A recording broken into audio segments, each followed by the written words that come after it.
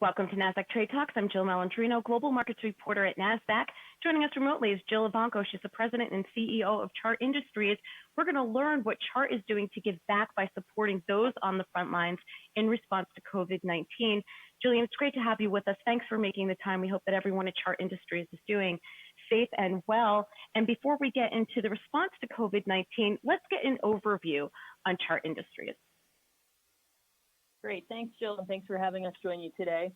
We operate in 4 segments, which are split between distribution and storage applications and energy and chemical applications that serve industrial gas and a variety of energy end markets.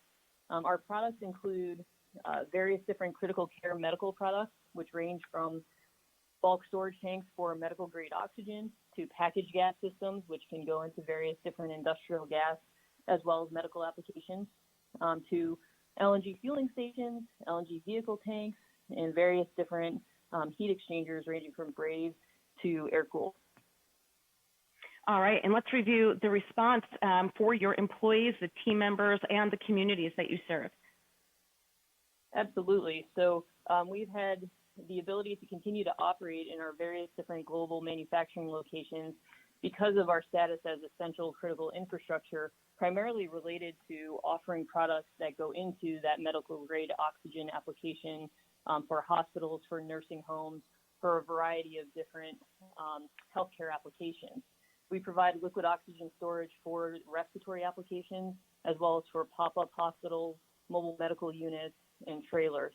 As part of that response, we've had the ability to ramp up our production both in the United States locations that we operate in Georgia and Minnesota, as well as in our Czech Republic location, in India and China. And we've been able to ramp production for these critical medical grade oxygen tanks by over 50% in each of the locations that I just referenced.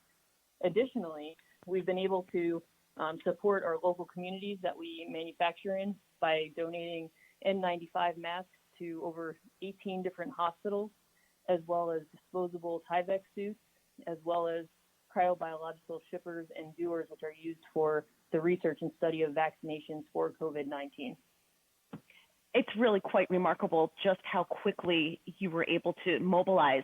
And I would imagine part of that is, even outside of how you're responding to COVID-19, is being able to leverage your global operations. Tell us more about that, and then some of the macro trends that are driving your business. Absolutely. So over the last 2 years, we've been able to expand our global operations mainly through acquisitions, and we operate currently in over 27 different locations, ranging from the Czech Republic to Germany to Italy and France, through our manufacturing in India, as well as over 10 different locations in the United States and 2 different locations in China. This has given us the ability, not only, as you referenced, to respond to the COVID-19 situation with the flexibility in our backlog and where we can make what, as well as ramping up production, but also in creating a continuous supply chain during this difficult time. In terms of the macro situation, our global operations really support some of the trends that are happening, not only in the short term, but also from a long-term perspective, as multiple different locations are looking for the increase in global power demand for their population. Currently, there's 7.6 billion people in the world, and there's over 1 billion of those people that don't have access to electricity. Our products on the energy side of the business support the energy transition to cleaner products, cleaner energy, and a sustainable culture.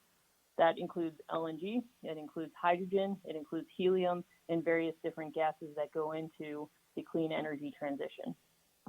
So tell us about the overall strategy at Chart Industries and how disciplined the capital allocation strategy is allowing to set you up for future growth. Absolutely. So our strategy remains unchanged even through these tumultuous times. We're really focused on continuing to be the full solution provider, both from an engineering standpoint as well as from a service and repair standpoint for the broadest product offering of products that we have for industrial gas and energy. We've spent a lot of time on ensuring that the business is structured to be agile and have continued margin expansion over the coming years.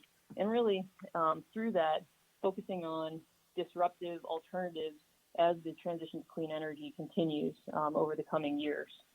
And additionally, we've really focused on the community as well as our employees, as you heard me talk about through our COVID situation.